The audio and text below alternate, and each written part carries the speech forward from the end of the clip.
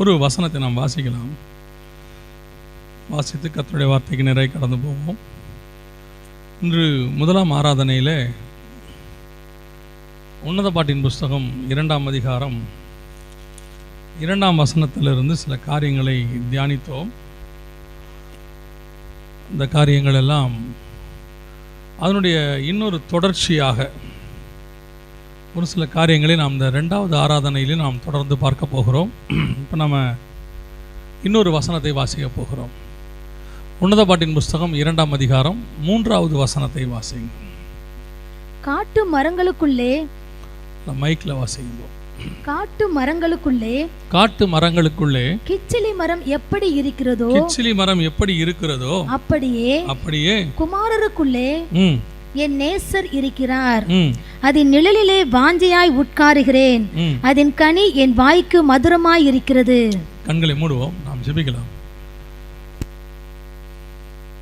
சர்வ வல்லமையுள்ள எங்கள் தகப்பனே, இந்த அருமையான காலை வேளைக்காக உமக்கு ஸ்தோத்திரம். 2வது ஆராதனையிலும் நாங்கள் கூடி வரும்படி நீர் பாராட்டி இருக்கிற தயவுக்காக நன்றி.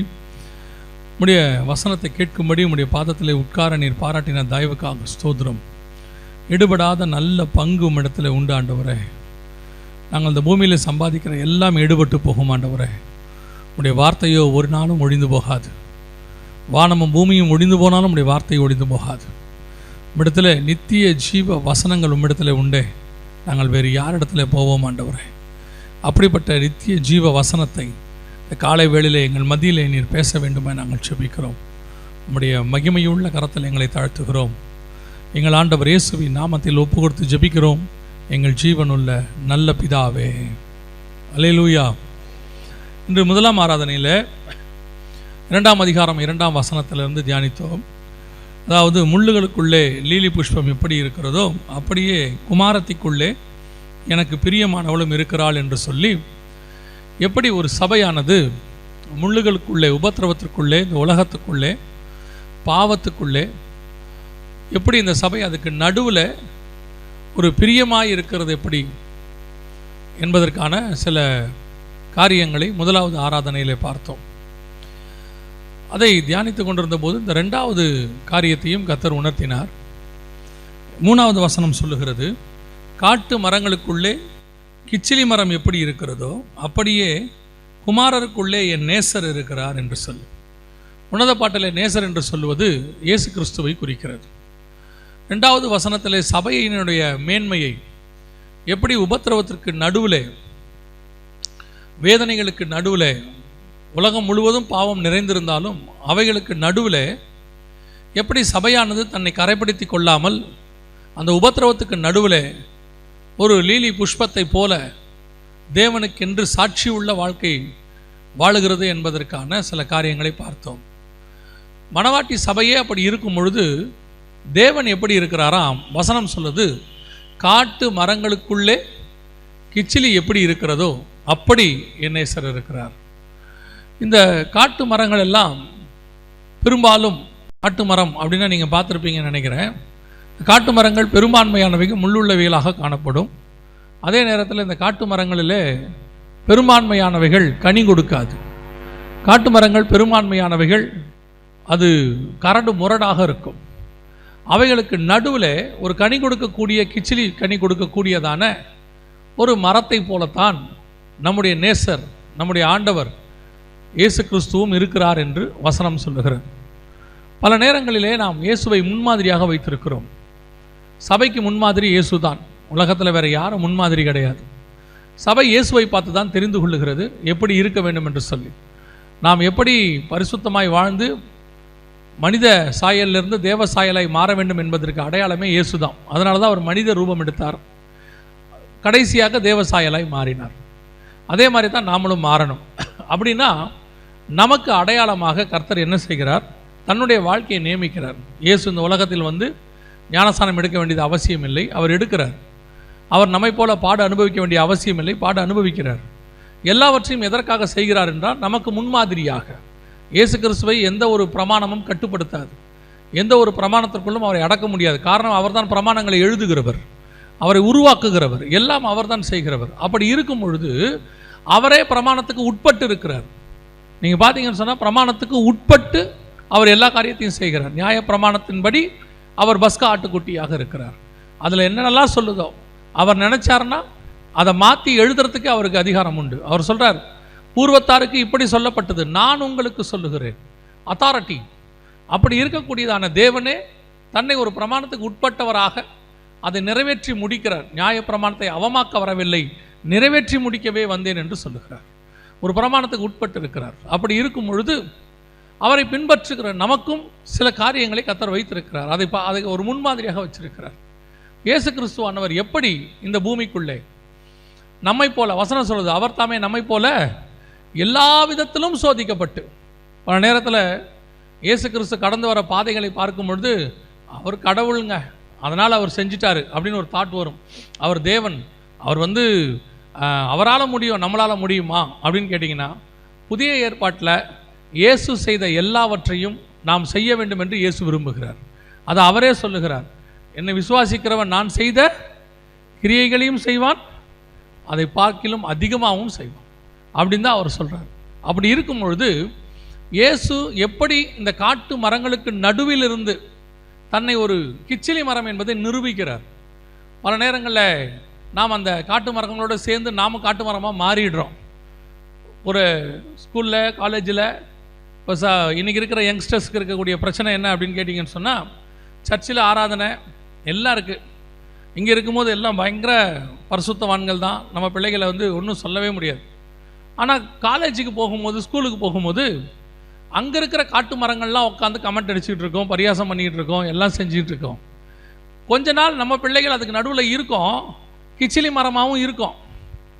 ஆனால் போக போக போக அந்த காட்டு மரங்கள்லாம் சேர்ந்து நம்ம பிள்ளைகளை என்ன பண்ணிடும், நம்ம பிள்ளைகளை காட்டு மரமாக மாற்றிடும். வீட்டுக்கு வரும்போது நம்ம பிள்ளைகள் பேசுகிற பேச்சு பார்த்திங்கன்னா அவங்க பேசுகிற மாதிரியே இருக்கும்.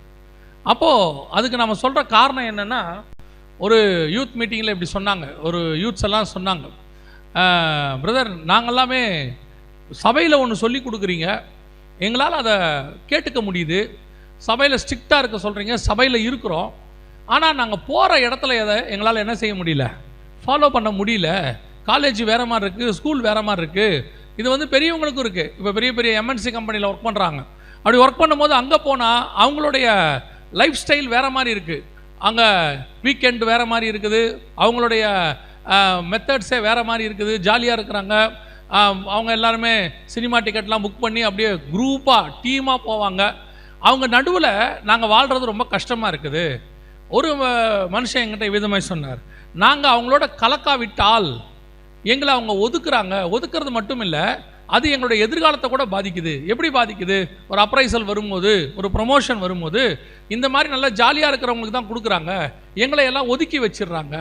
இந்த காட்டு மரங்களுக்கு நடுவில் எங்களால் கிச்சிலி மரமாக இருக்க முடியாது, ரொம்ப கஷ்டம், இதனால் ப்ராக்டிக்கலி முடியாது அப்படின்னு சொல்கிறாங்க. இது உண்மைதானா, அப்படி இருக்க முடியாதா அப்படின்னு சொல்லி பார்த்தீங்கன்னு சொன்னால், அதற்கு ஒரு வசனத்தை கர்த்தர் ஞாபகப்படுத்தினார். எந்த வசனம் அப்படின்னு கேட்டிங்கன்னு சொன்னால், இயேசு சொல்கிறாரு, பரலோக ராஜ்யம் புளித்த மாவுக்கு ஒப்பாக இருக்கிறது. புளித்த மாவுங்கிறது நெகட்டிவ் பேரபிள். அதாவது புளித்த மாவு பொதுவாகவே பைபிளில் ஆப்போசிட் விஷயத்துக்கு கர்த்தர் பயன்படுத்துகிறார். உதாரணமாக கள்ள தீர்க்கதரிசிகள், கள்ள போதனை பண்ணுறவங்க, பரிசேயர், சதிசேயர், இவங்களுக்கு தான் கர்த்தர் புளித்த மாவுன்னு சொல்லுவார். உபதேசத்துக்கு தான் சொல்லுவார், கள்ள உபதேசத்துக்கு. பரிசேயரை குறித்து, ஏரோதை குறித்து, புளித்த மாவை குறித்து எச்சரிக்கையாக இருங்கள் அப்படிம்பார். ஆனால் இந்த இடத்துல கர்த்தர் பரலோக ராஜ்யத்தை புளித்த மாவுக்கு சமானமாக சொல்லுகிறார். பரலோக ராஜ்யம் புளித்த மாவுக்கு சமானமாக இருக்கிறது. அப்படின்னா என்ன அர்த்தம்? புளித்த மாவு அப்படிங்கிறது எதை குறிக்குது? ஒருவேளை இங்கே இருக்கிற நமக்கு இந்த புளித்த மாவுக்கான கான்செப்ட் தெரியாமல் இருக்கலாம், இங்கே இருக்கிற நமக்கு. ஆனால் நமக்கு வேணும் ஒன்று தெரியும், அதுக்கு ஈக்குவலாக சொன்னால் புரிஞ்சுக்கிறதுக்கு சொல்கிறேன். முந்தையெல்லாம் பார்த்தீங்கன்னு சொன்னால், இந்த வீட்டில் நைட்டு படுக்க போகும்போது பாலில் கொஞ்சம் தயிர் ஊற்றிட்டு படுப்பாங்க, மிச்சம் இருக்கிற பாலில். இப்போ இருக்கிறதில்ல பால் மிச்சம் இருந்தாலும் அது ஃப்ரிட்ஜுக்கு போயிடுதுன்னு வச்சுக்கோங்களேன், அது வேறு விஷயம். இந்த ஃப்ரிட்ஜுங்கிறது உலகமாக குப்பை தொட்டி, மொத்த குப்பையும் அது உள்ளதாக இருக்கு. அதை பற்றி பேசினோம்னா தனி மெசேஜ் கொடுக்கணும், அதை விட்டுருவோம் நம்ம. நான் பரலோகத்தில் ஒரு வேளை போய் ஃப்ரிட்ஜு கண்டுபிடிச்சவன் இருந்தாருன்னா அவரை பார்க்கணுன்னு வச்சுருக்கிறேன் நான். ஐயா ஏன் இந்த வேலை பண்ண நீ அப்படின்னு. அப்போது இந்த நான் சொல்கிறது ஒரு போன ஜென்ரேஷன்லன்னு வச்சுக்கோங்களேன். இப்போ என்ன பண்ணுவாங்கன்னா, மிச்சம் உள்ள பாலில் இந்த பக்கத்து வீட்லேயோ அவங்கலேருந்து உரம் ஊற்றுவாங்கம்பாங்க. நைட்டில் படுக்க போகும்போது உரம் ஊற்றுறதுக்கு தயிர் வாங்குறதுங்கிறது ஒரு வேலை. பக்கத்து வீட்டில் போய் வாங்கிட்டு வருவாங்க. அது கொஞ்சம் வயசானவங்களுக்குலாம் தெரியும்னு வச்சுக்கோங்களேன். அப்போ அந்த கொஞ்சம் தயிர் ஒரு சின்ன கப்பில் வாங்கி அப்படி ஊற்றுவாங்க. 1 லிட்டர் பால் 1/2 லிட்டர் பாலில் ஊற்றுவாங்க. ஊற்றிட்டா மறுநாள் காலையில் மொத்த பாலும் என்னவா மாறிடும்? தயிராக மாறிடும். அந்த தயிரில் இருக்கக்கூடிய புளித்த தன்மைக்கு ஒரு சுபாவம் உண்டு. எல்லா பாலையும் தயிராய் மாற்றுக்கிற சுபாவம். அதைத்தான் இயேசு சொல்கிறார். கொஞ்சம் புளித்த மாவு என்ன பண்ணிடும்? 3 படி பாவை என்னவா மாற்றிடும்? அப்படியே மொத்தத்தையும் புளிக்க பண்ணிடும். அது பரலோக ராஜ்யத்திற்கு அப்படி ஒரு வல்லமை உண்டுங்கிறார். அதோடைய அர்த்தம் என்னென்னா, பரலோக ராஜ்யத்தினுடைய வல்லமை யாருக்குள்ளே இருக்குதோ அவங்க கொஞ்சமாக இருந்தாலும் சுற்றி இருக்கிற நிறைய பேரை அவங்க தன்னை போல மாற்றிடுவாங்கன்னு அர்த்தம். அது பரலோகத்தினுடைய வல்லமை. நீங்கள் உங்கள் காலேஜிலேயோ ஸ்கூல்லையோ ஆஃபீஸ்லையோ புளித்த மாவை போல நீங்கள் கொஞ்சமாக இருந்தாலும் உங்களை போலத்தான் உங்களை சுற்றி இருக்கிற அத்தனை பேரும் மாற வேண்டுமே ஒழிய நீங்கள் அவர்களைப் போல மாற முடியாது. மாறலைன்னா உங்ககிட்ட அந்த புளித்த தன்மை இல்லைன்னு அர்த்தம். அது ஒரு ஸ்பெஷாலிட்டி, ஈஸ்ட். அது உங்கள்கிட்ட இருக்கணும். இருந்துச்சுன்னா உங்களை மாதிரி அவங்க மாறிடுவாங்க. கொஞ்ச நாள் தான் நீங்கள் ஸ்ட்ரகிள் பண்ண வேண்டி இருக்கும். எப்படி இருக்கும்னா, கொஞ்ச நாள் ஒதுக்குவாங்க. ஒரு நாள் வரும், உங்கள் பக்கத்தில் ஒரு கூட்டமாக வரும். ஆனால் நீங்கள் கொஞ்சம் தனித்து இருக்க வேண்டி வரும். அவங்க கூட உட்காந்துக்கிட்டு எல்லா வேலையும் செஞ்சுட்டு நான் புளிச்ச மாவுனா ஒத்துக்காது. அவங்களோட உட்காந்து அரட்டை அடிக்கிறது, அவங்க கூட உட்காந்து அவங்க சினிமா பாட்டு பாடுவாங்க, நீங்கள் பாட மாட்டீங்க, கை மட்டும் தட்டுவீங்க. கேட்டால் சொல்லுவாங்க, நான் எங்கே பாடினேன், நான் தட்டுனேன். நம்ம வாலிப பையன்லாம் ரொம்ப அருமையான ஒரு சாட்சி சொல்லுவான். எல்லாரும் குடித்தாங்க தெரியுமா, நான் குடிக்கவே இல்லை. அவ்வளோ பேருக்கு நடுவில் உட்காந்து நான் கொக்கோ கோலா தான் குடித்தேன் தெரியுமா அப்படிமா. அப்போ அந்த தூரத்துலேருந்து பார்க்கும்போது என்ன தெரியும்னா, அங்கே 9 நீதிமான்களும் 9 பாவியும் ஒரு பரிசுத்தவானும் உட்காந்துருக்கிறார்கள். அப்படியே தெரியும். பார்க்கும்போது 10 தருதலை உட்காந்துருக்குன்னு தான் தெரியும். அவன் என்ன சொல்ல போகிறான்?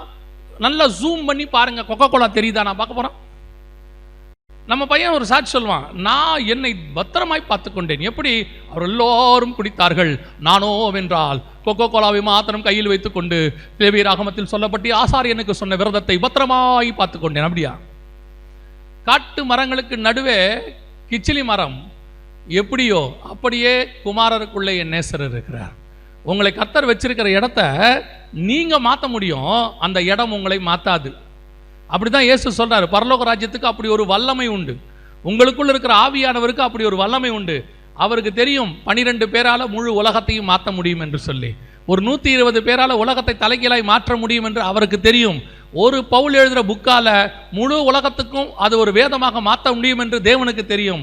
உங்க ஒரு சபையால மதுரை முழுவதையும் மாற்ற முடியும் என்பது கர்த்தருக்கு தெரியும். அது உங்களுக்கு தெரியாது. இப்ப அதுதான் பிரச்சனை. ஒரு முழு மதுரைக்கு உங்க ஒரு சர்ச்சு போதும், ஒரே சர்ச் போதும். இந்த ஒரு சர்ச்சு புளித்தமாவாக இருக்குமானால், ஒரு சர்ச்சு கிச்சிலி மரமாக இருக்குமானால், இந்த ஒரு சர்ச்சு ஒரு மனதோடு கூட கர்த்தருக்கென்று எழும்புமானால், ஒரு 120 பேர் எழும்புமானால், இந்த முழு மதுரையும் தலைக்கீழாய் மாறித்தான் ஆகணும். அதுதான் ஃபார்முலா. ஃபார்முலாவை மாற்றவே முடியாது. புளித்த மாவும் மற்ற மாவை மாற்றணும். எப்படி அந்த ஃபார்முலா மாறும்? மாறவே மாறாது. இல்லை A+B² அது மாறாது. இல்லை, அது ஃபார்முலா. அதே மாதிரி தான் உங்க ஒரு சபை கர்த்தருக்கு பிரியமா நடந்துச்சுன்னா, கர்த்தர் விரும்புகிற பரலோக ராஜ்யம் அந்த வல்லமை உங்களுக்குள்ள இருந்துச்சுன்னா, இந்த சபை மதுரையை மாத்தித்தான் ஆகணும், மதுரை மாறித்தான் ஆகணும். That's a formula. நாம புளித்த தன்மையில அந்த கர்த்தர் விரும்புகிற அந்த வல்லமை நம்மகிட்ட இல்லைன்னு அர்த்தம். அவ்வளவுதான். இதுல மற்ற யாரையும் குறை சொல்லி பிரயோஜனம் இல்லை. அப்ப இயேசு கிறிஸ்துவுக்கிட்ட ஒரு தன்மை இருந்துச்சு. காட்டு மரங்களுக்குள்ளே அவர் கிச்சிலி மரமாக இருந்தார். இயேசு எந்தெந்த இடத்துல எல்லாம் தன்னை கிச்சிலி மரம் என்று நிரூபிச்சுக்கிட்டே வராருன்னு பாருங்க. எல்லாவற்றையும் பைபிள்ல இருந்து வரிசையா அவர் லைஃபே அப்படிதான். ஏன்னா அவர் பாவ உலகத்துக்குள்ள பரிசுத்தமா வாழ்ந்தார். 33 வருஷமே அவர் அப்படிதான் வாழ்ந்திருக்கிறாரு. எல்லாத்தையுமே எடுத்து நம்ம பேச முடியாது. 3 முக்கியமான தருணங்களிலே இயேசு அதை நிரூபிக்கிறார். எப்படி நிரூபிக்கிறார்? ஒரு இடத்துல எல்லாவற்றையும் முடிச்சுட்டு இயேசு வரும்போது அவன் சொல்றான், நாசரேத்திலிருந்து ஒருத்தர் வந்திருக்கிறாரு. அப்ப இயேசுவை பத்தி சொல்லும் போது அவன் எதிரில் இருக்கிறவன் கேட்கிறான், நாசரேத்திலிருந்து நன்மை தோன்றுமோ? ஏன் நாசரேத்திலிருந்து நன்மை தோன்றுமோ? இருக்கிறதுலே ஒஸ்ட் பிளேஸ் நாசரேத் தாங்க. தி ஒஸ்ட் பிளேஸ் நாசரேத் தான். அந்த மாதிரி ஒரு மோசமான இடத்தை நீங்க பார்க்க முடியாது. ஆனால் அந்த நாசரேத்துக்குள்ளே எல்லா விதத்திலும் நம்மை போல சோதிக்கப்பட்டு நிரூபிக்கப்பட்டு ஒரு கிச்சிலி மரம் நடந்து வருகிறது அங்கிருந்து. அதுதான் இயேசு கிறிஸ்துவனுடைய ஸ்பெஷாலிட்டி. நம்ம போன ஆராதனையிலும் பார்த்தோம். நம்மை பொதுவாக நம்ம சூழ்நிலைகள் மேலே பழி போடுறோம், சுற்றி இருக்கிற பிள்ளைகள் மேலே பழி போடுறோம். என்ன சொல்கிறோம் தெரியுமா? பல நேரத்தில் நம்ம சொல்லுவோம், என் பிள்ளை நல்ல பிள்ளை தாங்க, இந்த கூட சேர்ற ஃப்ரெண்ட்ஸு தான் சரியில்லை. இந்த உலகத்தில் எல்லா பக்கமும் கெட்டவங்க இருக்கிறாங்க. ஆனால் ஒரு கெட்ட ஃப்ரெண்டால் நம்ம நல்ல பிள்ளைய மாற்ற முடியுது, நம்ம நல்ல பிள்ளையால் ஒரு கெட்ட ஃப்ரெண்டை மாற்ற முடியல. கரெக்ட் தானே? அதுதான் நீங்கள் சொல்ல வரீங்க. இப்போ நீங்கள் என்ன சொல்ல வந்தீங்கன்னா, அந்த பையன் மோசமானவன், அவன் கூட சேர்ந்து தான் என் பையன் கெட்டுட்டான். அப்போ என்ன அர்த்தம்? ஒரு கெட்ட குணம் உள்ளவனால நல்ல குணம் உள்ளவனை என்ன செய்ய முடியுது? மாற்ற முடியுதுன்னு நீங்கள் அறிக்கை பண்ணுறீங்க. ஆனால் பைபிள் சொல்லுது, நல்ல குணம் உள்ள உங்கள் பையனால தான் கெட்ட குணம் உள்ள அவனை மாற்ற முடியும்னு பைபிள் சொல்லுது. நம்முடைய அறிக்கையே தப்பாக இருக்குது. இயேசு கிறிஸ்து நாசரேத்துக்குள்ள இருந்து அவர் அத்தனை பேரையும் ஜெயிச்சுட்டு வெளியே வராரு. அவரை யாராலையும் ஒன்றுமே செய்ய முடியல. அவர் தாமே நம்மை போல எல்லா விதத்திலும் சோதிக்கப்பட்டு, இந்த எல்லா விதத்திலுங்கிறத நீங்கள் எல்லாத்தையும் போட்டுக்கோங்க. எல்லா விதத்திலுங்கிறதையும் நீங்கள் எல்லாத்தையும் இப்போ இருக்கிற எல்லாத்தையும் போட்டுக்கோங்க. பரியாசத்தை போட்டுக்கோங்க. அவர் கூட இருந்த அவரும் வாலிப பிராயத்தை கிராஸ் பண்ணி தான் வந்திருப்பார். 30 வயசில் தான் வெளியே வராரு. அப்போ கண்டிப்பாக அவருக்கு 13லேருந்து 19 வயசுன்னு ஒன்று இருந்திருக்கும். அந்த வயசில் அவரும் நிறைய ஃப்ரெண்ட்ஸை பார்த்துருப்பார். எல்லாம் யூத ஃப்ரெண்ட்ஸ் எல்லாம் இருந்திருப்பாங்க. அவர் என்ன பிறந்ததுலேருந்து அப்படியே வீட்டுக்குள்ளே போய் 40 நாள் உபவாசத்தில் இருந்திருப்பார். கன்ஃபார்மாக இருந்திருப்பார். கெட்ட ஃப்ரெண்ட்ஸை பார்த்துருப்பார். ஆனால் அவன் பண்ண ஒரு பரியாசத்தையும் இவர் தொடலை. இவர் பாட்டும் உட்காந்துட்டே இருந்திருப்பார். மேபி சொல்லியிருப்பாங்க, பெரிய சாமியாரா இவன், ஒன்றுத்துக்கும் பேசாமல் அப்படியே உட்காந்துருக்கிறான் ஜடம் மாதிரிம்பாங்க. சிரிச்சிட்டே இருந்திருப்பார். ஏன்? ஒரு நாள் நீங்கள் எல்லோரும் இங்கே இருப்பீர்கள், நான் தேவகுமாரனை உயர்த்தப்படுவேன். எனக்கு தெரியும் நான் ஏன் இப்படி இருக்கிறேன்னு சொல்லி. அவருக்கும் நம்மளை மாதிரி நிறைய டெம்டேஷன்ஸ் இருக்குது, பண்ணியிருப்பாங்க. ஆனால் எதுலேயும் அவர் டெம்ட் ஆகலை. அதான் ரொம்ப முக்கியம். நாம் என்ன சொல்கிறோம்? நான் சும்மா தான் இருந்தேன், சாத்தான் கொண்டு வந்து போட்டான். எப்படி? சாத்தான் கொண்டு வந்து போட்டான். சாத்தான் கொண்டு வந்து போடுவான், அதான அவன் வேலை. அதுக்கு தானே சாத்தான் இருக்கிறான். சாத்தான் வேற எதுக்கு இருக்கிறான்? சர்ச்சில் ஆராதனை நடத்துறதுக்கா? எதுக்கு சாத்தான் இருக்கிறான்? நம்மளை பாவத்தில் விழ வைக்கிறதுக்கு தான் சாத்தான் இருக்கிறான். அந்த வேலையை அவன் செய்கிறான். நீ செஞ்சுக்கிட்டே போ. எனக்கு பசி வரும், இந்த கல்லுகளை அப்பமாக்கி பூசி முடியாது போடா. என்ன பசியாக இருக்கிறீங்க வேணான்றீங்க? எனக்கு பசியும் இருக்குது, கல்லுகளை அப்பமாக்குற வல்லமையும் இருக்குது. நீ சொல்லி நான் செய்ய முடியாது போடா. ஓ அப்படியா? ஓ அவ்வளோ வல்லமை இருக்குதா? எங்கள் கீழே குதிங்க பார்ப்போம். செய்ய முடியாது போடா. என்ன நீங்கள் வர வர எதையும் செய்ய மாட்டேன்றீங்க? இங்கே வாங்க, நான் உங்களை ஒரு இடத்துக்கு கூப்பிட்டு போகிறேன். கூப்பிட்டு போய் பாருங்கள், எல்லாத்தையும் எடுத்துக்கோங்க. என்ன வேணும் சொல்லுங்கள். நீங்கள் என்னை தாழ விழுந்து பணிந்து கொள்ளுங்க. இது வரைக்கும் உங்கள்கிட்ட மரியாதையாக பேசினேன், அப்பாலே போ சாத்தானே. ஆக்சுவலாக கான்வர்சேஷன் அதுதான். அது எழுதும் போது டீசெண்டாக எழுதியிருக்கிறோம். அவர் சொல்கிறது அது வரைக்கும் ஒழுங்காக சொல்லிக்கிட்டு இருந்தார். வேத வசனம் இப்படி சொல்லுகிறதேன்னு. 3வது காலில் உழுணுன்னு டென்ஷன் ஆகிட்டார். மரியாதையாக போயிரு, அப்பாலே போ சாத்தானே, வேலை முடிஞ்சு. இன்றைக்கி நாம் அப்படி இல்லை. டே சாப்பிட்டு பாரு, இல்லை ஏசப்பா சாப்பிடக்கூடாது சொல்லியிருக்காரு. சும்மா ட்ரை பண்ணி பாரு சொல்லியிருக்காரு. அவரே தான் சோத்திரத்தோட எல்லாத்தையும் சாப்பிடவும் சொல்லியிருக்காரு. ஒரு பையன் சொன்னானா, வீட்டுக்கு போயிட்டு லேட்டாக வந்தானா. டிஜிஎஸ் அங்கிள் ஒரு சாட்சி இல்லை, டிஜிஎஸ் அங்கிளுடைய சாட்சி தான் அது. ஒரு தடவை அங்கிள் சினிமாவுக்கு போயிட்டு வந்தாங்களாம். அவங்க அப்பாவுக்கு ரொம்ப கோவம் வந்துருச்சு. என்ன நீ சினிமாவுக்கு போயிட்டு வர நீ அப்படின்னு சொல்லிட்டு அடிக்கிறது கை வாங்கினாராம். அப்பா பைபிளில் தான்ப்பா போட்டிருக்கு சினிமாவுக்கு போக சொல்லி அப்படின்னு. அவங்க அப்பா டென்ஷன் ஆகிட்டாராம். பைபிளில் போட்டிருக்கா, என்ன சொல்கிறேன் அப்படின்னு. இல்லை மாமா வந்து கூப்பிட்டாரு சினிமாவுக்கு வான்னு. நான் யோசித்தேன் போகக்கூடாதுன்னு. அப்புறம் தான் பைபிள் வசனத்தில் போட்டிருக்கு, ஒருவன் உன்னை 1 மைல் தூரம் பலவந்தம் பண்ணினால் அவனோட கூட 2 மைல் தூரம் போகணும் போட்டிருக்கு. நம்ம பையனும் அப்படி தான் யோசிக்கிறான். எதை சாப்பிடக்கூடாது சொல்லியிருக்காங்க தான், ஆனால் சோத்திரத்தோடையும் சாப்பிட சொல்லியிருக்காங்க. சாவுக்கு அதை எதை ஒரு புசித்தாலும் ஒன்றும் ஆகாதுன்னு இருக்கு. நமக்கு நம்ம பையன் எல்லாத்துக்கும் ஒரு ஆப்ஷன் வச்சுருக்கான். ஆனால் இயேசுக்கிட்ட ஆப்ஷனே இல்லை.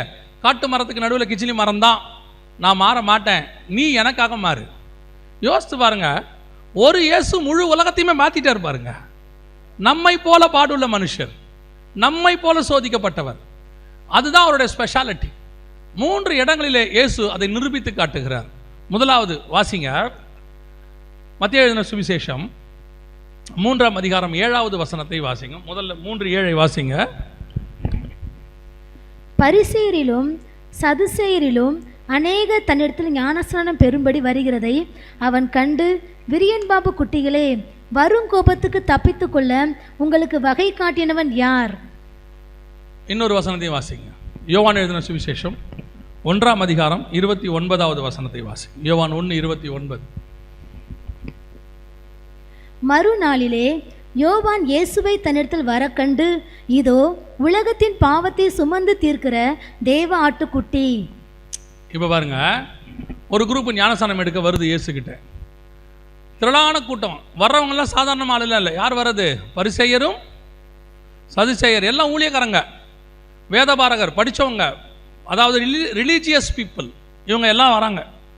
இவங்க அத்தனை பேரும் வரும்போது யோவான் ஸ்நானன் என்ன சொல்லி கூப்பிட்றாரு? விரியன் பாம்பு குட்டிகளே அப்படின்னு கூப்பிட்றாரு. மறுநாள் இயேசு வராரு ஞானஸ்நானம் எடுக்கிறதுக்கு. வரும்போது இயேசு தன்னிடத்தில் வருகிறதை யோவான் கண்டு என்ன சொல்லி கூப்பிட்றாரு? தேவ ஆட்டுக்குட்டின்னு கூப்பிட்றாரு. உலகத்தின் பாவத்தை சுமந்து தீர்க்கிற தேவ ஆட்டுக்குட்டின்னு கூப்பிட்றாரு. எப்படி இந்த டிஃபரன்ஸ் இருக்கு? இந்த டிஃபரன்ஸ் எப்படி இருக்குது? ஒரு குரூப்பை பார்த்தா பாம்பு குட்டியா தெரியுது, நடுவில் இயேசு வரதை பார்த்தா ஆட்டுக்குட்டியா தெரியுது. எப்படி இந்த டிஃபரன்ஸ்? நான் சொல்றது உங்களுக்கு புரியுதா? இப்போ இயேசு கிறிஸ்து எப்படி வந்திருப்பாரு? வரும்போது இப்போ வரக்கூடியதான ஊழியக்காரங்க மாதிரி கன்ஃபார்மாக என்ன செஞ்சிருக்க மாட்டார், வந்திருக்க மாட்டார். அப்படியே அண்ணன் வரார், ஒத்துங்க, அண்ணன் வரார், வழி விடுங்க, ஐயா வரார், ஐயா வரார், வழி விடுங்க, வழி விடுங்க, வழி விடு, வழி விடு. ஐயா எங்கே வரார்? ஞானஸ்நானம் எடுக்க வரார். தண்ணியெல்லாம் செக் பண்ணிட்டீங்களா? சில்லுன்னு இருக்குதா? ஐயா இறங்க போகிறார், ஐயா காலை வச்சு விட்டார். இப்போ இருக்க பாதி பரிசேர் சதுசேர் அப்படி தான் இருக்கிறாங்க. ஞானஸ்நானம் கொடுக்குறவரே டென்ஷன் ஆகிறார். அன்றைக்கி ஒரு இடத்துல ஞானஸ்நானம் கொடுக்குறாங்க, தெரிஞ்ச இடத்துல பார்க்க போகிறேன், பேனர்லாம் இருக்குது, இன்று ஞானஸ்நானம் எடுக்கும் அப்படின்னு போட்டு அந்த பையன் அந்த ஞானஸ்நானம் எடுக்கிற ஒரு ஃபோட்டோலாம் இருக்குது. அட பாவிகளா, ஞானஸ்நானம் எடுக்கிறத பேனர் அடிச்சு ஓட்டுற காலமாகி போச்சு இந்த காலம். இயேசு அப்படி வந்திருப்பாரா? இயேசு அந்த மாதிரி செஞ்சுருப்பாரா? அவர் 10ஓட 11 வந்துக்கிட்டு இருந்திருப்பார். அவர் பாட்டுன்னு பாவம் பண்ணல. இன்னும் அவர் சீஷர்களெல்லாம் செலக்ட் பண்ணலை. அவர் பாட்டுன்னு வந்துக்கிட்டு இருக்கிறார். மொத்த கும்பலும் வருது. மொத்த கும்பலுக்கு நடுவில் இயேசு நடந்து வருகிறார். வரும்போது அத்தனையும் பார்ப்பதற்கு எப்படி இருக்கு? பாம்பு குட்டியா இருக்குது, விரியன் பாம்பு குட்டியா இருக்கு. இவர் ஒருத்தர் மாத்திரம் அதற்கு நடுவில் ஆட்டுக்குட்டியாய் தெரிகிறார். இதுதான் காட்டு மரங்களுக்கு நடுவே கிச்சிலி மரமாய் என் நேசர் இருக்கிறார். அத்தனை பேருக்கு நடுவில் எப்படி இயேசு மட்டும் தனியா தெரிகிறாரு? அவர் என்ன ஸ்பெஷல் அட்டென்ஷன் கொடுத்தாரா? இல்லை ஸ்பெஷல் காஸ்டியூம் போட்டிருக்காரா? ஸ்பெஷல் மேக்கப் போட்டிருக்கிறாரா? நத்திங், எதுவுமே கிடையாது. ஒன்று தெரிந்து கொள்ளுங்கள், அந்த 30 வருஷம் இயேசு சோதிக்கப்பட்டு, அவர் தாமே நம்மை போல எல்லா விதத்திலும் சோதிக்கப்பட்டு, அவர் தன்னை நிரூபித்து விட்டு வெளியே வருகிறார். இப்போது நாசரேத்தை விட்டு வரும்போது உங்களுக்கு ஒன்று தெரிய வேண்டும், ஒரு தேவ பிள்ளை, கர்த்தரோடு கூட இருக்கிற தேவ பிள்ளைக்கும் பாவத்தில் இருக்கிற மனுஷனுக்கும் நிச்சயமாய் முகத்தில் வித்தியாசம் உண்டு. ஏன் நம்ம ஊரில் ஒரு சாதாரணமாக ஒன்று சொல்லுவாங்க, ஒரு பழமொழி, அகத்தின் அழகு முகத்தில் தெரியும்பாங்க, நார்மலாக சொல்லுவாங்க. அதோடைய ஸ்பிரிச்சுவல் குவாலிட்டி என்னன்னா, உங்களை உள்ளான மனுஷன் எவ்வளவு பரிசுத்தமாக இருக்கிறானோ, எவ்வளவு ஆவியில் இருக்கிறானோ, அவ்வளவு உங்கள் முகத்தில் ஒரு தேவ பிரசன்னம் இருக்கும், ஒரு மகிமை தங்கி இருக்கும். அதுதான் நீங்கள் ஆட்டுக்குட்டி என்பதை நிரூபிப்பது. உங்களை பார்த்த உடனே ஒரு பிரசன்ஸ் இருக்கும். சில ஊழியக்காரங்கள்லாம் சிலரை வந்து பார்க்கும் பொழுதே, அப்படியே பார்க்கும்போதே சொல்லுவாங்க. இப்போ இயேசு வந்து நாத்தாம்பேல வருகிறார். வரும்போது கபடமற்ற உத்தம இஸ்ரவேலன் பார்த்த உடனே சொல்கிறார். இதில் அப்போஸ்தலர் நடவடிக்கைகளில் பரியேசுன்னு ஒருத்தன் வரான். பவுல் உத்து பார்க்குறாரு. உத்து பார்த்து நீதிக்கு பகைஞனே அப்படிங்கிறார். எப்படி பார்த்த உடனே சொல்ல முடியுது? கூட இருக்கிற அதிபதிக்கு தெரியல, கூட அந்த பரியேசுவை கூட வச்சிருக்கிற அதிபதிக்கு தெரியல. ஆனால் யாருக்கு தெரியுது? பவுலுக்கு தெரியுது. எப்படி தெரியும்? அந்த முகத்தில் உனக்குள்ள என்ன இருக்கிறதோ அது உன் முகத்தில் தெரியும். ஒருவேளை கூட இருக்கிறவங்களுக்கு தெரியாது, ஆனால் ஆவிகளை பகுத்தறிகிற ஊழியக்காரர்களுக்கு கண்டிப்பாக தெரியும். உங்க முகத்தில் பிரசன்னம், ஒரு தேவ பிரசன்னம். உங்க முகத்தை பார்க்கும் போதே அந்த காட்ஸ் பிரசன்ஸ் உங்க முகத்தில் இருக்கிறத அவங்க கண்டுபிடிச்சிருவாங்க. அது வெளிக்காட்டும் மற்றவங்களுக்கும் உங்களுக்கும். சில நேரத்தில் இந்த 2 சம்பவமும் நடக்கும். நான் சொல்றது, சில நேரத்தில் நீங்க தேவனுக்குள்ள நல்லா இருந்தீங்கன்னா, நல்லா இருந்து ஜபத்தில் வேத வாசிப்பில் நல்லா இருந்தீங்கன்னா, இந்த அந்தி கிறிஸ்துவின் ஆவியோ அல்லது ஏன்னா அது ஒரு ஆவி, எதிர்த்து நிற்கிற ஆவி, அந்த ஆவியோ இல்லை பிசாசின் ஆவியில் இருக்கிறவங்களுக்கோ உங்களை பார்த்தா இனம் புரியாத எரிச்சல் வரும். உங்களை பார்த்த உடனே ஒரு டென்ஷன் வரும். ஏன் வருதுன்னு அவங்களுக்கும் தெரியாது, உங்களுக்கும் தெரியாது. நீங்கள் இத்தனைக்கும் அவங்கள விட சாஃப்டாக இருப்பீங்க, ரொம்ப சாஃப்டாக இருப்பீங்க. ஆனால் அவங்கள பார்த்த உடனே எரியும் அவங்களுக்கு. அது உங்கள் முகத்தில் இருக்கிற தேவ பிரசன்னம்னு அர்த்தம். ஏன்னா வெளிச்சத்தை கண்டா இருளுக்கு பிடிக்காது. அது ஏன்மா உங்களை இப்போ பாருங்க, திடீர்னு வெளிச்சம் வந்த உடனே அந்த அந்த ஒரு ரூமுக்குள்ளே இருக்கிற பூச்சி குடுக்குடுன்னு ஓடி போய் என்ன செய்யும்? ஒரு மூளையில் ஒளியும் பாருங்க. அதுதான் அது. அதுக்கு காரணம் என்ன? அதுக்கு வெளிச்சம் பிடிக்காது. நீங்கள் வந்து அப்படி தேவ பிரசன்னத்தோட நின்னவுடனே அந்த முகத்தில் உங்களை பார்த்தோன்னே ஒரு கோபம் ஒன்று வரும். சில நேரத்தில் நான் சொல்கிறது உண்மை, நீங்கள் ஏற்றுக்கொண்டாலும் ஏற்றுக்கொள்ளாவிட்டாலும் சில நேரத்தில் நம்ம பிள்ளைகள் இருக்குல்ல, ஆவிக்குரிய பிள்ளைகள், நம்ம நல்ல வசனத்தில் வளர்த்துருப்போம், நல்லா பாட்டு பாடும், நல்லா கர்த்தருக்குள்ளே இருக்கும். இந்த பிள்ளைங்க ஸ்கூலுக்கு போகும். சில டீச்சருக்கு அந்த பிள்ளையை பிடிக்காது. டீச்சர் யாரும் தப்பாக எடுத்துக்காதீங்க, உண்மை. சில டீச்சருக்கு அந்த பிள்ளைகளை பிடிக்காது. கண்ட உடனே எரிச்சலாக இருக்கும். மற்ற பிள்ளையை விட இந்த பிள்ளையை 2 அடி எக்ஸ்ட்ரா அடிப்பாங்க. எதுக்கு எடுத்தாலும் இந்த பிள்ளையை திட்டுவாங்க. முதல்ல இதைத்தான் வெளியே நிறுத்துவாங்க. ஏன்னு காரணமே புரியாது. அந்த டீச்சருக்கும் தெரியாது. அந்த டீச்சரை கேளுங்க, அவங்க ஒரு வார்த்தை சொல்லுவாங்க, என்னமா தெரியாது, உன்னை பார்த்தாலே எனக்கு எரிச்சலாக இருக்கும்பாங்க. உண்மை, அவங்களுக்கு தெரியாது. ஏன்னா உங்ககிட்ட இருக்கக்கூடிய தேவ பிரசன்னம் அப்படிப்பட்டது. இருளுக்கு உன்னை பற்றி தெரியாது, உன்னை பற்றி கோபம் வரும். 2வது சாட்சி, நீ கர்த்தருக்குள் நிற்கும் பொழுது யோவான் போன்ற கர்த்தருக்குள் சஞ்சரிக்கிற மனுஷனுக்கு உன் முகத்தில் இருக்கிற பிரசன்னத்தை அவர்களால் புரிந்து கொள்ள முடியும். இவன் தேவ மனுஷன் என்று தெரியும். சில நேரத்தில் நான் ஊழியக்காரங்கள்லேயே சொல்லுவேன், சில ஊழியக்காரர்கள் வந்து உட்காந்து அப்படி பேசுவாங்க. அவங்க வந்து உட்காந்த 3வது நிமிஷம் அவங்கக்கிட்ட பேச பிடிக்காது. ஒரு ஸ்பிரிட்டில் வந்து ஒரு டிஸ்டர்பன்ஸ் இருக்கும். நமக்கு அவங்ககிட்ட பேசவே பிடிக்காது. ஒரு 5 நிமிஷத்துக்கு மேலே அவங்ககிட்ட பேச முடியாது. அவங்களும் பார்த்தீங்கன்னா அந்த 5 நிமிஷமும் ஸ்பிரிச்சுவலாக பேசியிருக்கவே மாட்டாங்க. கன்ஃபார்மாக ஸ்பிரிச்சுவலாக பேச மாட்டாங்க. ஏதாவது ஒரு வேர்ல்ட்லியாக இருக்கும், இல்லாத ஒரு அன்வான்டாக இருக்கும், இப்படி தான் பேசுவாங்க. எப்படா இவங்க ஏஞ்சி போவாங்கன்னு இருக்கும். அதே நேரத்தில் சில ஆட்களோடு கூட நீங்கள் உட்காந்து பேசுங்க, மணிக்கணக்கில் நம்மளால் உட்காந்து வேதத்தை பேச முடியும், மணிக்கணக்கில் வசனம் பேச முடியும். அவங்க போனாங்கன்னா நமக்கு வருத்தமாக இருக்கும். இன்னும் கொஞ்சம் நேரம் பேசியிருக்கலாமே, இன்னும் கொஞ்சம் நேரம் இவங்க இருந்திருக்கலாமே, இன்னும் கொஞ்சம் நேரம் செய்தி கொடுத்துருக்கலாமே, இன்னும் கொஞ்சம் நேரம் இவங்க ஆராதனை நடத்தி இருக்கலாமே. காரணம் என்ன? அவருக்குள்ள இருக்கிறதான அந்த தேவ பிரசன்னம்.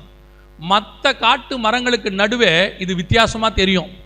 மற்ற எல்லாரை விட இது டிஃப்ரெண்ட்டாக தெரியும். எத்தனை பேர் பாட்டு பாடட்டும், சாராள் நவரஜோமா பாட்டுக்கு இருக்கிற டிஃப்ரெண்ட்டே தனி தான். அது அப்படியே தனியாக தெரியும். அந்த பாட்டு யார் பாடினாலும் பிரசன்னமாக இருக்கும். அதான் ப்ளஸ் பாயிண்ட். நீங்கள் சாராள் நவரஜோமா பாட்டை தனியாக உட்காந்து கேட்டு பாருங்க, மற்ற அத்தனை பேர் குரலில் இருக்கிற பிரசன்ஸை விட அவங்க குரலில் இருக்கிற தெய்வீகத்தினுடைய அந்த மகிமை, ஆவிக்குரிய பிரசன்ஸ் வேற யார் குரலையும் இருக்காது. அதுதான் காட்டு மரங்களுக்கு நடுவே கிச்சிலி மரம். அதே மாதிரி தான் ஊழியக்காரங்களுக்குள்ள நல்ல செய்தி கொடுக்குறவங்களா இருக்கட்டும், ஆராதனை நடத்துறவங்களா இருக்கட்டும், மற்றவர்களை பார்க்கிலும் அவர்கள் தனித்து தெரிவார்கள். காரணம், அவர்கள் காட்டு மரங்களுக்கு நடுவே கிச்சிலி மரம். இயேசு கிறிஸ்து அப்படி நடந்து வரும்போது இவங்க எல்லாமே தேவப்பிள்ளை தான். இப்போ அத்தனை பேருமே ஞானஸ்நானம் எடுக்க தான் வரான். யாருமே இங்கே பாவி கிடையாது. அதான் ரொம்ப முக்கியம். அத்தனை பேருமே பாவத்தை அறிக்கையிட்டு ஞானஸ்நானம் எடுக்க வரவன் தான். அப்படி வர்றவனுக்குள்ள அத்தனை பேரும் பாம்பு குட்டியா தெரிகிறான், ஒரே ஒருத்தர் மட்டும் ஆட்டுக்குட்டியா தெரிகிறார். இந்த இந்த இந்த ஒரு கண்டுபிடிக்கிற தன்மை அல்லது இந்த பிரசன்ஸ், இதுதான் நமக்கு ரொம்ப முக்கியமானது. இது நமக்குள்ளே காணப்பட வேண்டும். உலகத்தார் உங்க மேல எரிச்சலா இருக்கிறாங்கன்னு கவலைப்படாதீங்க. காலேஜ்லயோ, ஸ்கூல்லையோ, ஆஃபீஸ்லையோ, உங்க மேலதிகாரியோ, உங்களை அறியாத, தேவனை அறியாத ஒரு மனுஷன் உங்க மேல பார்த்தவனை எரிச்சல் அடைகிறாருன்னா நீங்க சந்தோஷப்படுங்க. அப்போஸ்தலர் நடவடிக்கைகளில் ஒரு அழகான வசனம் இருக்குது. ரீசெண்டாக வாசிக்கும் போது ரொம்ப ஆச்சரியப்பட்டேன். நம்மெல்லாம் எதுக்கு சந்தோஷப்படுவோம், அவங்க எதுக்கு சந்தோஷப்படுறாங்கன்னு சொல்லி அந்த வசனத்தை பார்க்கும் பொழுது, அப்போஸ்தலர் நடவடிக்கைகள் 5ஆம் அதிகாரம் 41வது வசனம், 5:41 வாசிங்க. அவருடைய நாமத்திற்காக தாங்கள் அவமானம் அடைவதற்கு பாத்திரராக எண்ணப்பட்டபடியால் சந்தோஷமாய் ஆலோசனை சங்கத்தை விட்டு புறப்பட்டு போய், நாம அவருடைய நாமத்தினால நாம என்ன நினைக்கிறோம்? அவருடைய நாமத்தினால நாம புகழ் அடையணும்னு நினைக்கிறோம். அவருடைய நாமத்தினால நாம் மற்றவங்களால மதிக்கப்படணும்னு நினைக்கிறோம். அவர் நாமத்தில் போகிறோம், நம்மளை அவங்க மதித்தாங்கன்னா சந்தோஷமாக வருவோம். இயேசுவின் நாமத்தில் போனேன், என்ன மரியாதை, என்ன சாப்பாடு அப்படின்னா ஒரு மரியாதை, அது ஒரு சந்தோஷம். ஆனால் இங்கே வசனம் சொல்லுது, அவருடைய நாமத்திற்காக அவர்கள் அவமானப்பட பாத்திரராய் என்னபடினாலே. பரலோகம் எங்களை அவமானப்படுறதுக்குன்னு செலக்ட் பண்ணியிருக்குது, பயங்கர சந்தோஷம்ன்றான். இப்படி ஒரு சந்தோஷத்தை நீங்கள் பார்த்துருக்கிறீங்களா? பரலோகம் என்னை எதுக்கு செலக்ட் பண்ணியிருக்குது? அவமானப்படுறதுக்கு செலக்ட் பண்ணியிருக்குது. அதுக்கு நான் பாத்திரவன் ஆயிட்டேனே, ஓ சோத்திரம், பிரைஸ் தி லார்ட். அப்படின்னா அவன் அவமானப்படுறதே எப்படி எடுத்துக்கிறான்? ஆண்டவருக்காக சந்தோஷமா எடுத்துக்கிறான். இதுதான் காட்டு மரங்களுக்கு நடுவே கிச்சிலி மரம். நீங்கள் இருக்கிற இடத்துல உங்களை அவமானப்படுத்துகிறார்களா? பரலோகம் உங்களை பாத்திரமாய் எண்ணி இருக்கிறது. எல்லாரும் அவமானப்படுறதுக்கு பரலோகம் அனுமதி கொடுக்கறதில்லை. எல்லாரும் பவுலை போல அடிபடுவதற்கு பரலோகம் அனுமதி கொடுக்கறதில்லை. எல்லாரும் யோபுவை போல சோதிக்கப்படுவதற்கு பரலோகம் அனுமதி கொடுப்பதில்லை. எல்லாரையும் நெருப்புல தூக்கி போடுவதற்கு பரலோகம் அனுமதி கொடுப்பதில்லை. பரலோகத்தில் அதுக்கு முன்னாடி தீர்மானம் பண்றாங்க. உத்தமனும் சன்மார்க்கனும் நீதிமான் ஒருவனும் இல்லை. யார்? யோபு. அப்ப அவனை செலக்ட் பண்ணு. பரலோகம் உட்காந்து செலக்ட் பண்ணுது. எனக்காக பாடுபட பவுலை செலக்ட் பண்ணு. சும்மா அவமானப்பட முடியாது.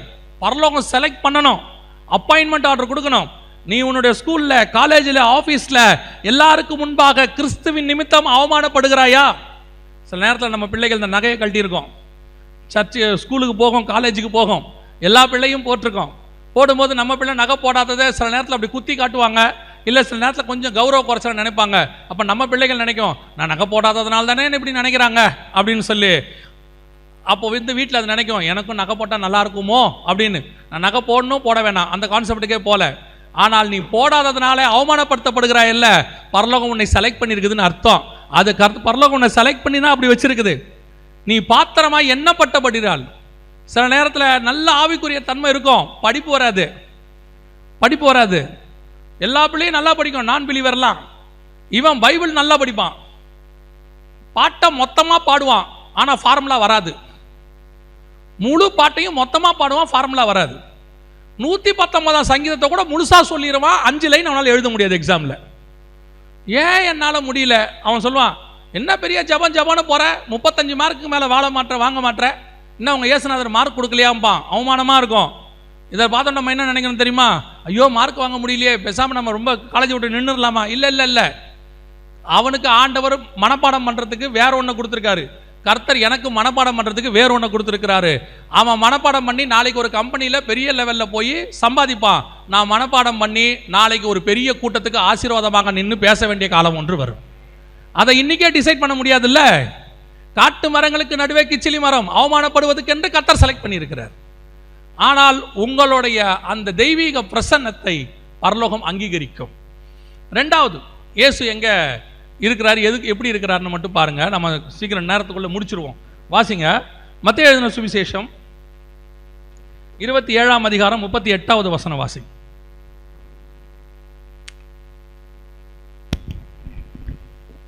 அப்பொழுது அவருடைய வலது பக்கத்தில் ஒருவனும் அவருடைய இடது பக்கத்தில் ஒருவனுமாக 2 கள்ளர் அவரோட கூட சிலுவைகளில் அறையப்பட்டார்கள். நல்லா கவனிங்க. முன்னாடி இயேசு யாருக்கு நடுவில் இருந்தார்னா, நல்ல விசுவாசிகளுக்கு நடுவில் இருக்கிறார். பரிசேயர், சதுசேயர், ஞானசானம் எடுக்க வரவங்க, பிலீவர்ஸ் கூட்டம். இவங்கெல்லாம் பிலீவர் கூட்டம். பிலீவர் கூட்டத்துக்கு நடுவில் இவர் ஆட்டுக்குட்டின்னு ப்ரூவ் ஆகுது. இப்போ நம்ம இவ்வளோ பிலீவர்ஸ் உட்காந்துருக்குறோம். இதுக்கு நடுவிலேயே கொஞ்சம் பேரை கர்த்தர் வந்து ஊழியத்துக்கு செலக்ட் பண்ணுவார். கொஞ்சம் பேர் மேலே ஒரு விசேஷத்த ஆவி இருக்கும். கொஞ்சம் பேரை கர்த்தர் வந்து விசேஷமாக கிருபா வரங்களை கொடுத்துருப்பாரு. இந்த பிலீவர்ஸ்க்கு நடுவில் அது நடக்குது. அது ஓகே, இது பரவாயில்ல. இப்போ இயேசு யாருக்கு நடுவில் இருக்கிறாரு? திருப்பி வாசிங்க பார்ப்போம். அப்பொழுது அவருடைய வலது பக்கத்தில் ஒருவனும் அவருடைய இடது பக்கத்தில் ஒருவனுமாக 2 கள்ளர் 2 திருடங்களுக்கு நடுவில் இருக்கிறார். இப்ப இயேசு, இப்ப இயேசுவும் மூன்றாவதாக என்ன என்று கருதப்படுகிறார்? இயேசுவும் என்னவென்று கருதப்படுகிறார்? கள்ளர்களில் ஒருவராக கருதப்படுகிறார். இந்த பக்கம் ஒரு திருடன், அந்த பக்கம் ஒரு திருடன். இப்போ இந்த திருடன்ல நாம ஒருத்தனுக்கு கொஞ்சம் ப்ரொமோஷன் கொடுத்துருக்குறோம், அது வேற விஷயம்.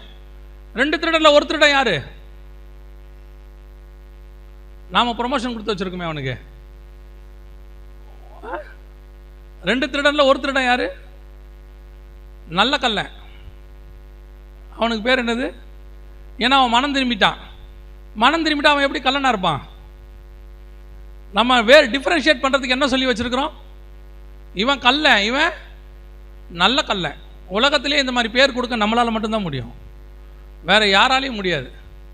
நல்ல சமாரியன், சின்ன சாமுவேல், சுத்த கிருபை, இதெல்லாம் பைபிளில் இல்லாத வார்த்தை. கெட்ட குமாரன், இது எதுவுமே பைபிளில் இருக்காது, எல்லாம் நம்ம கொடுத்த பட்ட பேர். கவனிச்சுங்க. இப்போ 2 கள்ளன் தான், அதில் நல்ல கள்ளன் கெட்ட கள்ளன்லாம் இல்லை. இயேசுவை கொண்டு வந்து நிறுத்தும் போது 2 பேரும் யார் தான்? கள்ளன் தான். இப்போ இயேசு யாருக்கு நடுவில் இருக்கிறாரு? பார்க்கும்போது தூரத்துலேருந்து எல்லாருக்கும் சீஷர்களை விட்டுருங்க, பொதுவாக பார்க்கும்போது எப்படி தெரியுது? இப்போ ஒரு வெளியூர்லேருந்து ஒருத்தன் வரான், அன்னைக்கு கொல்கத்தா வழியாக போகிறான், பார்க்கும்போது 3 பேர் தொங்கிட்டு இருக்கிறாங்க. என்ன சொல்லிட்டு போவான்? 3 பேர் என்ன பண்ணாங்கன்னு தெரில, 3 பேரையும் தொங்க விட்டுருக்காங்க. இயேசு பார்க்கறதுக்கு என்னவாய் தெரிகிறார்? கல்லனை போல தெரிகிறார்.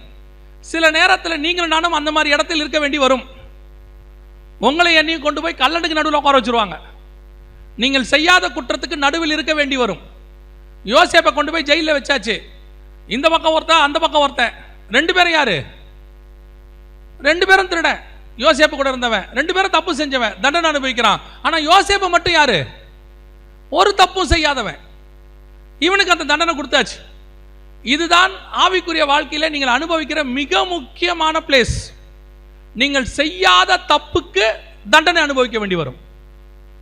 செஞ்ச தப்புக்கு தண்டனை அனுபவிக்கிறது வேற, செய்யாத தப்புக்கு தண்டனை அனுபவிக்க வேண்டி வரும். பல நேரத்தில் நீங்கள் செஞ்சிருக்கவே மாட்டீங்க, நீ தான் செஞ்சேன்னு அவன் சாதிப்பான். நீங்கள் சொல்லுவீங்க நான் இல்லைன்னு, இல்லை எனக்கு தெரியும் நீ செஞ்சிருப்பேன்பான். நம்ம அதுக்கு மேலே ஒன்றும் ப்ரூஃபும் பண்ண முடியாது, ஒன்றும் பண்ண முடியாது.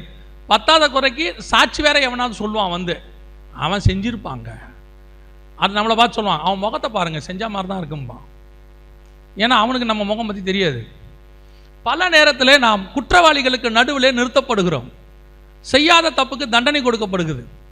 அதுவும் இந்த கடைசி காலத்தில் ஊழியக்காரங்களுக்கு அது ரொம்ப வர தொடங்கிருச்சு. ஏதாவது ஒரு அரை மணி நேரம் மெசேஜை கேட்டுறது யாராவது, 10 நிமிஷம், அதில் 3 நிமிஷம் தான் கேட்கறது. முன்னாடியும் கேட்கறதில்ல, பின்னாடியும் கேட்கறதில்ல. 3 நிமிஷம் மட்டும் எடுத்துக்கிறது.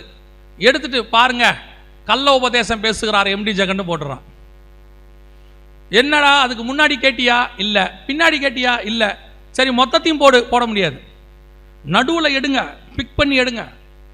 இப்போ எப்படி இருக்குது? கள்ள தீர்க்கதரிசிகள் வரிசையில் நம்மளையும் சேர்த்துருவான். நான் சொல்கிறது இயல்பு இப்போ இருக்க நிலைமை, இன்னைக்கு நிலைமை எல்லாருக்குமே இருக்குது. நான் என்ன வச்சே சொல்லிக்கிட்டேன், அவ்வளோதான். இன்னைக்கு எல்லா பெரிய ஊழியக்காரங்களுக்கும், எல்லா நல்ல ஊழியக்காரங்களுக்குமே இப்போ அப்படி இருக்கு. கொண்டாந்து போட்டுறான் நடுவில். அவங்க என்ன பண்ணாங்க, ஏது பண்ணாங்க, சரி அவங்ககிட்ட ஃபோன் பண்ணி விளக்கம் கேட்டியா, நீங்கள் இப்படி பேசியிருக்கிறீங்களே இதுக்கு என்ன அர்த்தம்னு கேட்டியா, அதெல்லாம் கேட்க மாட்டான். ஒருத்தர் போட்டார் இப்படி பேசியிருக்கிறார் எம்டி ஜெகன். அப்புறம் இன்னொருத்தர் ஒரு வீடியோ எடுத்து அனுப்புகிறாரு, இல்லைங்க அவர் மொத்தமாக கேளுங்க, இந்த இடத்துல கரெக்டாக தான் சொல்லியிருக்கிறாருன்னு. உடனே வீடியோவை ரிமூவ் பண்ணிட்டார். நீ அவ்வளோ நல்லவனாக இருந்தால் என்ன பண்ணோம்? நான் தப்பாக போட்டேன், நான் பண்ணது தப்புன்னு ஒரு வீடியோ போடணும்ல, உடனே வீடியோ ரிமூவ் பண்ணிட்டு. இன்னைக்கு உள்ள நிலைமை இதுதான், மனுஷனுடைய நிலைமை. பல நேரங்களில் உங்களை காரணம் இல்லாமல் குற்றப்படுத்துவார்கள். சில நேரங்களுக்கே நீங்கள் கள்ளர்கள் மத்தியில் நிற்க வேண்டி வரும். குற்றவாளிகள் வரிசையிலே நிற்க வைப்பார்கள். நீங்கள் தப்பு செஞ்சிருக்க மாட்டீங்க, ஆனால் நிற்க வைப்பாங்க. அதுக்கு சாட்சியும் சொல்லுவாங்க. சில நேரத்தில் உங்களை அத்தனை பேரும் சேர்ந்து கார்னர் பண்ணுவாங்க. இப்போ என்னதான் செய்யறது? இந்த 2 காட்டு மரத்துக்கு நடுவில் இயேசு எப்படி கிச்சிலி மரம் நிரூபிப்பார்? பல நேரத்தில் நமக்கு அதான் சூழ்நிலை. நம்ம என்ன தெரியுமா நினைப்போம் அந்த நேரத்தில்? இப்போ யோசித்து பாருங்க, இவங்க 2 பேரும் இப்படி பண்ணிக்கிட்டு இருக்கும்போது ஒருத்தன் திட்டுறான் இயேசுவை, நீங்கள் இப்படி பண்ணுறீங்களே, என்ன பாவம், என்ன தப்பு பண்ணுறாலும் நீங்கள் எங்கே கூட தொங்கிக்கிட்டு இருக்கிறீங்க அப்படின்னு கேட்குறோம்.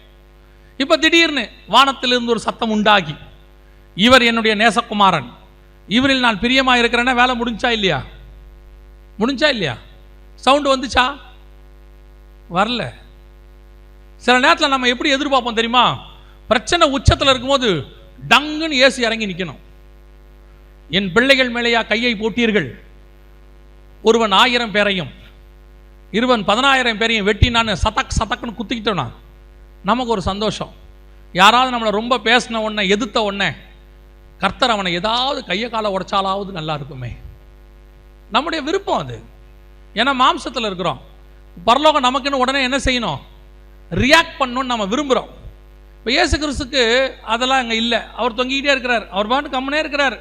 இவன் ஒரு பக்கம் திட்டுறான். மத்தேயில இருக்கும், 2 கல்லர்களும் அவரை நிந்தித்தார்கள் இருக்கும் ஸ்டார்டிங்கில். 2வது கல்ல அதுக்கப்புறம் தான் ஆண்டவரை பார்த்து மனம் திரும்புகிறான். ஆரம்பத்தில் 2 பேரும் நிந்தித்தார்கள். ஒருத்தன் இந்த பக்கம் திட்டுறான், ஒருத்தன் இந்த பக்கம் திட்டுறான். இவருக்கு எப்படி இருக்கும் பாருங்க. ஏற்கனவே இவரே செம்ம அடி வாங்கிட்டு வந்து நிற்கிறார். தலையிலேருந்து கால் வரைக்கும் உரிச்சு எடுத்துட்டாங்க. தலையில் முள்கிரீடம் வச்சாச்சு, காலில் ஆணி அடிச்சாச்சு, 1 குறைய 40 அடிச்சாச்சு, மில்லார்னால் எல்லாம் பண்ணியாச்சு. இப்போ வந்து தொங்கிட்டு இருக்கும் போது போதாத குறைக்கு இவனும் திட்டுறான், இவனும் திட்டுறான். சில நேரத்தில் நமக்கு அப்படி தான் இருக்கும் பாருங்க. எல்லாரும் எல்லாம் போச்சு, யோபுக்கு உட்காந்துருக்கிறாரு, வந்தா பாருங்க 3 பேர். நம்ம என்ன நினைப்போம்? வந்து ஏதோ ஒரு 4 வார்த்தை ஆறுதலாக பேசினா நல்லா இருக்கும்னு நினச்சா, வந்து அவன் பேசினான் பாருங்க. அதுக்கப்புறம் தான் யோபு செத்தா போதுங்கிற முடிவு பண்ணிட்டான். அந்த மாதிரி ஆட்கள் கொஞ்சம் பேர் வருவான். நாம் நினைப்போம், இந்த நேரத்தில் ஆறுதலுக்கு ஒரு 4 பேர் இருந்தால் நல்லா இருக்குமே, 2 பேர் இருந்தால் நல்லா இருக்குமே, இல்லை தேவன் வானத்துலேருந்து பேசினா நல்லா இருக்குமே. ஒன்றும் இருக்காது. போதாததுக்கு இந்த பக்கம் ஒருத்தர் அந்த பக்கம் ஒருத்தர் நம்மளை திட்டிகிட்டு இருப்பான். எவன் நமக்கு ஆறுதலாக இருப்போம்னு நினைக்கிறோமோ அவனே திட்டுவான். இவன்லாம் நம்ம கூட நிற்பான்னு நினைப்போம், அவன் தான் நமக்கு அகைன்ஸ்டாக நிற்பான். பல நேரங்களில் இதுதான் நம்முடைய சூழ்நிலை. நாம் செய்யாத தப்புக்கு தொங்கிக்கிட்டு இருப்போம், போட்டு வாட்டுவானுங்க, என்ன பண்ணுறதுனே தெரியாது. இந்த பக்கம் ஒருத்தன் அந்த பக்கம் ஒருத்தன் எல்லாம் போட்டு. அதுவும் இப்போ மீடியா காலம், சும்மா சொல்லவே வேணாம். ஃபோன் இருக்குது, வாய் இருக்குது, என்ன பண்ணுறதுன்னு தெரியல. வீடியோ போடு, சும்மா தானே இருக்கும், போட்டு விடு வீடியோவை, திட்டி விடு அப்படின்ட்டு. இப்போ இயேசு என்னத்தை வச்சு நிரூபிக்கிறது? எப்படி நான் கிச்சிலி மரம்னு காட்டுறது? நம்ம அப்படியே கை கட்டப்பட்டு இருக்குது. ஆனால் இயேசு நிரூபிக்கிறார். எப்படி நிரூபிக்கிறார் பாருங்க, வாசிங்க. மத்தேயு சுவிசேஷம் அதே 27ஆம் அதிகாரத்தில் 54வது வசனத்தை வாசிங்க. 54. 100க்கு அதிபதியும் அவனோட கூட இயேசுவை காவல் காத்திருந்தவர்களும் பூமி அதிர்ச்சியையும் சம்பவித்த காரியங்களையும் கண்டு மிகவும் பயந்து மெய்யாகவே இவர் தேவனுடைய குமாரன் என்றார்கள். 3 பேர் கல்லனா தான் தொங்குறாங்க. இந்த பக்கமும் கல்லன், இந்த பக்கமும் கல்லன் தான். பார்க்கறதுக்கு நானும் கல்லனை போல தான் இருக்கிறேன். ஆனால் எனக்காக ஒரு சம்பவம் நடக்கும், எனக்காக பரலோகம் ஒரு காரியத்தை செய்யும். அந்த காரியத்தின் மூலமாக ஒரு நாள் நான் நிரூபிக்கப்படுவேன், நான் தேவனுடைய குமாரன் என்று சொல்லி. அதை நிரூபிக்க வேண்டிய அவசியம் என்னதில்லை. மனசுல ஒன்று வச்சுக்கோங்க, நீங்க கர்த்தருக்குள்ள ஒழுங்கா இருந்தீங்கன்னா எவன் உங்களை பத்தி எதை சொன்னாலும் கவலைப்படாதிருங்கள். காரணம், பொய் சொல்றவனுக்கு ஒரு நாள் தான் வேலை. ஆனா உண்மையை சொல்ற ஆண்டவர் ஒரு நாள் இறங்கி உனக்காக கிரியை செய்யாமல் போகவே மாட்டார். உனக்காகவும் எனக்காகவும் யுத்தம் பண்ணுகிற ஒரு நிச்சயம் உண்டு. என்ன, இவங்க பேசும்போது அவர் பார்த்துக்கிட்டு இருப்பாரு. பூமியின் ராஜாக்கள் ஏகமாய் கூடி ஆலோசனை செய்வார்கள். கர்த்தர் அவர்களை பார்த்துட்டே இருப்பாரு. பேசுங்கடா, என்ன பேசுவீங்க பேசுங்க. சீமேயி தாவீதை பேசும்போது கர்த்தர் பார்த்துக்கிட்டே இருக்கிறார். பேசு சீமேயி, நீ பேசு. அப்புறம் என்ன ஆகும்? ஒரு நாள் சாலமோன் வருவான், உன்னை கொல்றமா இல்லையான்னு மட்டும் பாரும்பார். நடந்துச்சா இல்லையா? அதான் உண்மை. தேவன் ஒரு நாள் உனக்காக யுத்தம் செய்வார். ஒரு நாள் அவங்க 2 பேரை கொல்றாராங்கிறது நமக்கு அவசியமே இல்லை. உன்னை தேவனுடைய குமாரன் என்று கர்த்தர் உயர்த்தி மேலே கொண்டு வருவார். இந்த 2 பேர் யோசேப்பு கூட இருந்தான். அந்த 2 பேர் என்ன ஆனாங்கன்றது நமக்கு முக்கியம் இல்லை. ஆனால் கர்த்தர் யோசேப்பை உயர்த்து பார்வோனுக்கு அடுத்த ஸ்தானத்தில் உட்கார வைத்து விட்டார். எல்லாரும் குற்றம் சாட்டி தானியேலை கொண்டு போய் சிங்கக்கபில போட்டாச்சு. அன்னைக்கு நைட்டு எல்லாரும் கொண்டாடி இருப்பான், தானியேல் முடிஞ்சாண்டா, வேலை முடிஞ்சிச்சு. இன்னைக்கு அப்படிதான். சில ஊழியக்காரங்களை பற்றி அப்படி வீடியோ போட்ட உடனே எல்லாருக்கும் சந்தோஷம். ஒரு ஊழியக்காரர் சொன்னார், ஒருத்தர் வீடியோவை பார்த்துட்டு, இதோட இவர் ஊழியம் முடிஞ்சிங்க அப்படின்னாரு. நான் நினச்சேன், அந்த ஊழியக்காரர் முடிஞ்சாருன்னா கூட நியாயம், ஊழியம் முடிஞ்சிச்சுன்னா நியாயம் இல்லை. ஏன் தெரியுமா? ஊழியத்தை கொடுத்தது கர்த்தர். முடிக்கணுமா முடிக்க வேண்டாமாங்கிறது டிசைட் பண்ண வேண்டியது அவரு. அபிஷேகம் பண்ணவர் அவரு. இவங்க யாரு டிசைட் பண்றது ஊழியத்தை முடிக்கிறத? இவங்க யோசித்து பாருங்க. இவங்கெல்லாம் ஒரு வீடியோ போட்டு ஒரு ஆடியோ மெசேஜ் பேசி கர்த்தரால் அபிஷேகம் பண்ணப்பட்ட ஒரு ஊழியக்காரனுடைய ஊழியத்தை ஒழிச்சிட முடியும்னா அந்த அபிஷேகம் வீக்கான அபிஷேகம். அந்த அபிஷேகம் எப்படிப்பட்டது தெரியுமா? அபிஷேகத்துக்கு ஒரு வல்லமை இருக்குது. அதாவது கர்த்தர் உங்களை சாதாரணமாக ஊழியத்தை கூப்பிடுவார், நமக்கு அந்த ஸ்பிரிச்சுவல் பவர் தெரியாது. எப்படி தெரியுமா? ரீசெண்டாக ஆண்டவர் வசந்த படிக்கும்போது சொல்லி கொடுத்தார். தாவீது 1 ராஜாக்கள் 1ஆம் அதிகாரத்தில் இருக்குது. தாவீது சாலமோனை ராஜாவாக சொல்றாரு, வேற ஒன்றும் சொல்லலை. நாத்தானை கூப்பிட்டு சொல்றாரு, நீங்கள் சாலமோனை ராஜாவாக அபிஷேகம் பண்ணுங்கன்ற சொல்றார். இவங்க போய் கழுது மேலே உட்கார வச்சு சாலமோனை கூட்டிட்டு வர்றாங்க. வேற ஒன்றும் செய்யலை. இன்னும் சாலமோன் ஆட்களை சவதரிக்கலை, யுத்தத்துக்கு போல, ஒன்றுமே செய்யலை. வசனம் அடுத்து சொல்லும், சாலமோன் ராஜாவானான் என்று கேள்விப்பட்டு அத்தோனியாவும் அவன் கூட இருந்த பிரபுக்களும் கழுதையின் மேல் ஏறி ஆளுக்கு ஒரு பக்கம் ஓடி போனார்கள். சாலமோன் என்னையா பண்ணா? மிரட்டினானா? ராஜாவாயிட்டேன்னு வீடியோ போட்டானா? எல்லாரையும் கொல்ல போறேன்னு சொன்னானா? ஒன்றும் சொல்லலை. சாலமோன் ராஜாவானான் என்று கேள்விப்பட்டு, அதுதான் அபிஷேகம். உன்னை ராஜாவை ஆக்குனாலே அடுத்தவனுக்கு பயம் வந்துடும். ஏன்னா உன் அபிஷேகத்தின் மேல கர்த்தர் அப்படி ஒரு வல்லமையை வச்சிருக்கிறார். நீ பயமுறுத்த வேணாம், உன் அபிஷேகத்தின் வல்லமை. யோவான் ஸ்நானகன் மேல இருந்த அபிஷேகம் ஏரோது பயந்திருந்தான். எலியாவின் மேல் இருந்த அபிஷேகம் ஆகாப்பு பயந்திருந்தான். அப்போஸ்தலர்கள் மேல் உள்ள அபிஷேகம் பிரதான ஆசாரியர்கள் பயந்திருந்தார்கள். இயேசுவின் மேல் உள்ள அபிஷேகம் மொத்த பேரும் பயந்திருக்கிறான். அதுதான் உன் மேல உள்ள அபிஷேகம். ஒருவேளை ஒரு நாள் உன்னை கல்லணை போல தொங்க விட்டுருக்கலாம், உன்னை பார்த்து பரியாசம் பண்ணியிருக்கலாம், அவ்வளோதான் நீன்னு சொல்லியிருக்கலாம். உன் ஊழியத்தை முடிச்சு கட்டுறேன்னு சொல்லலாம். உன் ஊழியத்தை முடிக்க யாராலையும் முடியாது. அதை முடிக்கணும்னா ஆரம்பிச்சவர் ஒருத்தர் இருக்கிறாரு, அவர் தான் அதை முடிக்கணும். அந்த வல்லமை அவருக்கு மட்டும்தான் உண்டு, வேற யாருக்கும் கிடையாது. காரணம், அபிஷேகித்தவர் வல்லமை உள்ளவர். அப்போ இன்னைக்கு நிரூபிச்சு காட்டுறாரு. கொஞ்ச நேரம் தான் பேசிக்கிட்டே இருக்கான், 2 பேரும் ஒவ்வொன்றா நடக்குது. இடி மின்னல். அந்த வசனம் திருப்பி வாசிங்க பார்ப்போம். 27ஆம் அதிகாரம் 54வது வசனத்தை. 100க்கு அதிபதியும் 100க்கு அதிபதி அவனோட கூட இயேசுவை காவல் காத்திருந்தவர்களும் பூமி அதிர்ச்சியையும் சம்பவித்த காரியங்களையும் கண்டு மிகவும் பயந்து மெய்யாகவே இவர் தேவனுடைய குமாரன் என்றார்கள். பரலோகம் செய்யற காரியத்தை பார்த்து பயப்படணும், பயப்படுவாங்க. ஆனா அவங்க செய்யும் போது கர்த்தர் பார்த்துக்கிட்டே நிற்பார் பொறுமையா. அடிச்சாச்சு, தொங்க விட்டாச்சு, பேசி முடிச்சிட்டீங்களா? பேசி முடிச்சாச்சு, இப்ப நான் ஸ்டார்ட் பண்றேன் பாருங்க. எவ்வளவு பேசுனீங்க என் பையனை பத்தி, எவ்வளவு பேசுனீங்க என் மகளை பத்தி. அவ ஏதோ சாதாரணமா வீட்டில் இருக்கிறான், சாதாரணமா ஒரு சின்ன ஊழியம் பண்றான், சாதாரணமா ஏதோ வீட்டுக்குள்ள இருக்கிற அடுப்பாங்கரைக்குள்ள இருக்கிற மகன் நினைச்சீங்களா? அவள் என்னால் அபிஷேகம் பண்ணப்பட்டவள், அவளுக்கென்று நான் வழக்காடுவேன். என் பிள்ளைகளை பேசுகிற அதிகாரம் ஒருத்தருக்கும் கிடையாதுன்னு கர்த்தர் வச்சிருக்கிறாரு. பேசுற வரைக்கும் பாப்பாரு. அப்புறம் உனக்காக பரலோகம் ஒன்று செய்யும். அது பூமி அதிர்ச்சியா, அல்லது அக்கினியா, அல்லது பெருங்காற்றா, அல்லது பெருவெள்ளத்தை இறைச்சலா, எதை பத்தி நீ யோசிக்காதீங்க. எனக்காக பரலோகம் ஒரு வழக்காடும். அந்த வழக்கு என் மேல் பயத்தை கொண்டு வரும். அந்த அபிஷேகத்தை கர்த்தர் என் மேல் வச்சிருக்கிறாரு. இதுதான் கர்த்தர் நமக்கு கொடுத்திருக்கிற உத்தரவாதம். நாம ஒருவேளை நிறைய காட்டு மரங்களுக்கு நடுவில் இருப்போம், அதையும் தாண்டி கள்ளர்களுக்கு நடுவில் இருப்போம், குற்றவாளி கூண்டில் இருப்போம். நம்மளை பேசுறதுக்கு வாய்ப்பு இருக்காது. ஏன்னா எதுவுமே பேச முடியாத சிச்சுவேஷன். சில நேரத்தில் கர்த்தர் சொல்வாரு, நீ பேசாத நான் பேசுறேன் பாரு, நீ ஒன்றும் பண்ணாத, இறையாதே, அமைதலா இருப்பாரு, புலம்பாத, அமைதியா இரு, நான் பார்த்துக்கிறேன் பாரு. நாம மட்டும் அமைதியா இருந்துட்டா போதும். பேசுறதுக்கெல்லாம் கவுண்டர் கொடுக்காதீங்க.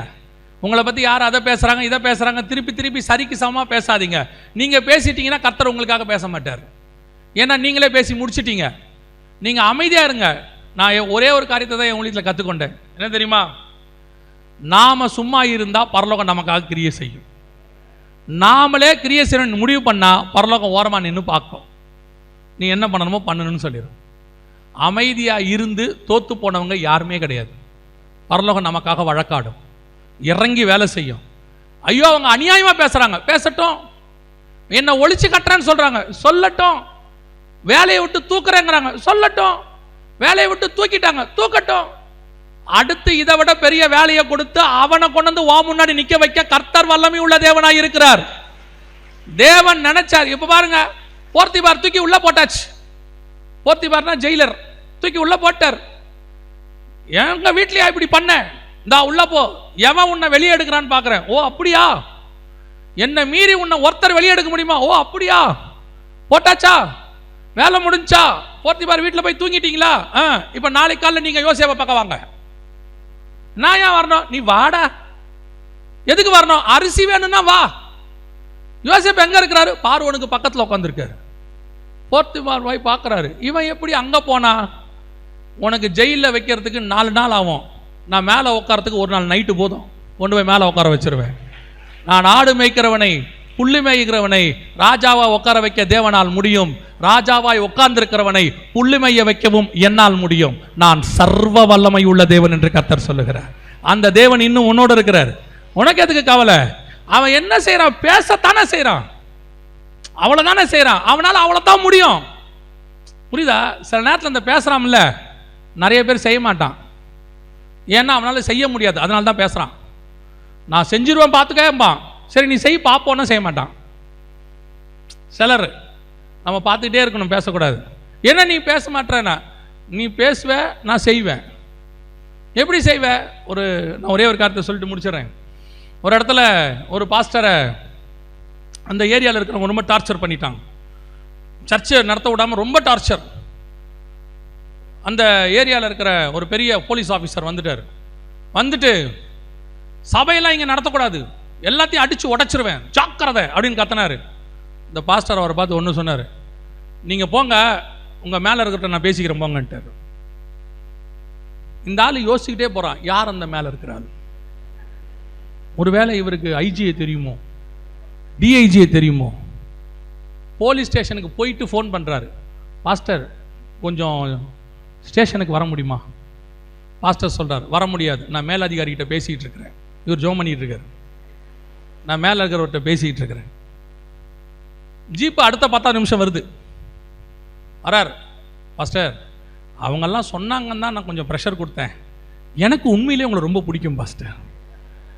நீங்கள் எல்லாருக்காகவும் ஜோப் பண்ணுறீங்க, நீங்கள் பண்ணுங்கள் பாஸ்டர், நான் பார்த்துக்கிறேன். நீங்கள் மேலதிகாரிலாம் ஒன்றும் பேச வேணாம் பாஸ்டர். இவர் சொன்ன மேலதிகாரி இவருக்கு யாரையுமே தெரியாது. நமக்கு மேல் அதிகாரி ஒருத்தர் உட்கார்ந்து இருக்கிறார். நம்மளை எந்த கல்லருக்கு நடுவில் நிறுத்தினாலும் தேவகுமாரனாய் உயர்த்துவதற்கு அவர் வல்லமை உள்ளவராய் இருக்கிறார். அல்லேலூயா. காட்டு மரங்களுக்கு நடுவே இயேசு எப்படி இருக்கிறாரோ அப்படியே நம்மையும் கர்த்தர் பாதுகாக்க வல்லமை உள்ளவராய் இருக்கிறார். ஜெபம் பண்ணலாமா? நாம எல்லாரும் எழுந்திருப்போமா தேவ சமூகத்தில்? நம்புகிறேன். ஒருவேளை சில நேரத்தில் இங்கே இருக்கிறவர்கள் நீங்கள் இருக்கலாம், ஒருவேளை அந்த சூழ்நிலைக்குள்ளே நீங்கள் போயிருக்கலாம். உங்களை காட்டு மரங்களுக்கு நடுவே, ஒரு கல்லர்களுக்கு நடுவே கல்லனை போல, குற்றவாளியை போல உங்களை குற்றப்படுத்தி, நீங்கள் செய்யாத தப்புக்கு உங்களை வேதனைப்படுத்தி, ஒருவேளை நீங்கள் யாருக்கிட்டையும் சொல்லாமல் தனிமையில் கூட போய் நின்று அதுக்காக அழுதுட்டு இருந்திருக்கலாம். நான் இந்த வார்த்தையை பேசவே இல்லையே, நான் சொல்லாத வார்த்தையை நான் சொன்னேன்னு சொல்கிறாங்களே, நான் செய்யவே இல்லையே இந்த காரியத்தை, என் மேலே வீணா பழி சுமத்துறாங்களே, கடைசியில் என்னை திருடன்ற வார்த்தையை சொல்லிட்டாங்களே. ஒருவேளை உன் இருதயம் உடைஞ்சு போயிருக்கலாம், அதனால உனக்கு சில நஷ்டங்கள் கூட வந்திருக்கலாம். இன்னைக்கு தேவன் சொல்ற வார்த்தை, உனக்கு நடக்க போகிற காரியங்களை பார்த்து உன்னை சிலுவையில் அறைந்தவர்கள் பயப்படுகிற காலம் ஒன்று வரும். கர்த்தர் உனக்கு செய்ய போற காரியங்களை பார்த்து அவர்கள் பயப்படுகிற காலம் ஒன்று வரும். அவர்கள் கண்களுக்கு முன்பாக நீ தேவனுடைய பிள்ளை என்பதை கர்த்தர் உயர்த்தி காட்டுவார். நீ சொல்ல மாட்ட, அவங்க சொல்லுவாங்க, மெய்யாகவே தேவன் உன்னோடு கூட இருக்கிறார், நீ ஆராதிக்கிற தேவன் உண்மை உள்ளவர் என்று சொல்வார்கள். நீ போய் கேட்கவே வேணாம், அவங்களே வந்து சொல்லுவாங்க, உங்க தேவன் மெய்யான தேவன்ங்க, நீ அவருடைய பிள்ளைன்னு சொல்லுவாங்க. அந்த அளவுக்கு கர்த்தர் உன்னை உயர்த்த வல்லமை உள்ளவராய் இருக்கிறார். பல நேரத்தில் நீ பேசாமல் இருந்தது நல்லது, பல நேரத்தில் நீ அமைதியாக இருந்தது நல்லது.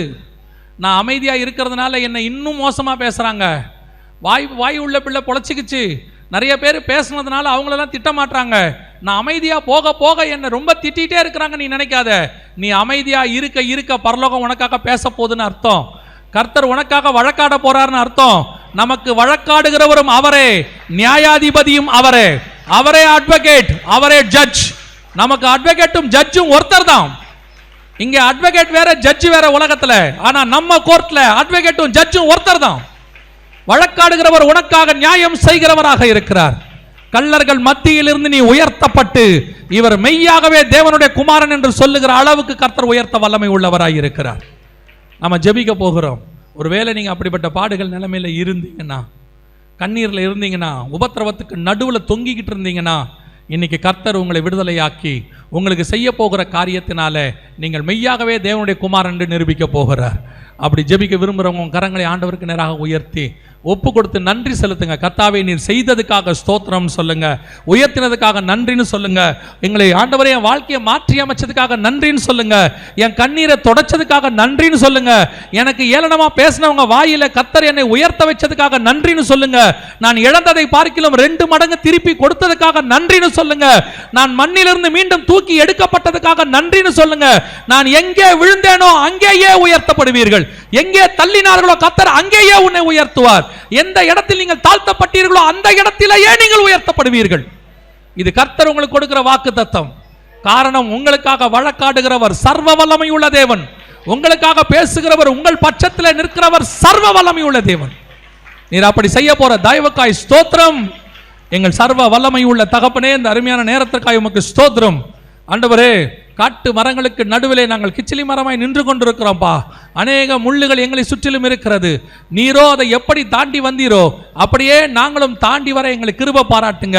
நீங்கள் அடிக்கப்படும் போது அடிக்கப்படுகிற ஆட்டுக்குட்டியை போல நீர் பேசாது இருந்தீர், மௌனமாயிருந்தீர். நாங்களும் அப்படியே இருக்கிறோம் ஆண்டவரே. நீர் ஒரு நாள் உயர்த்தப்பட்டது போல நாங்களும் உயர்த்தப்படுவோம் என்று விசுவாசிக்கிறோம். நீர் அப்படி செய்ய போற தயவுக்காய் ஸ்தோத்திரம். எங்கள் ஆண்டவர் இயேசுவின் நாமத்தில் ஒப்பு கொடுத்து ஜெபிக்கிறோம் எங்கள் ஜீவனுள்ள நல்ல பிதாவே.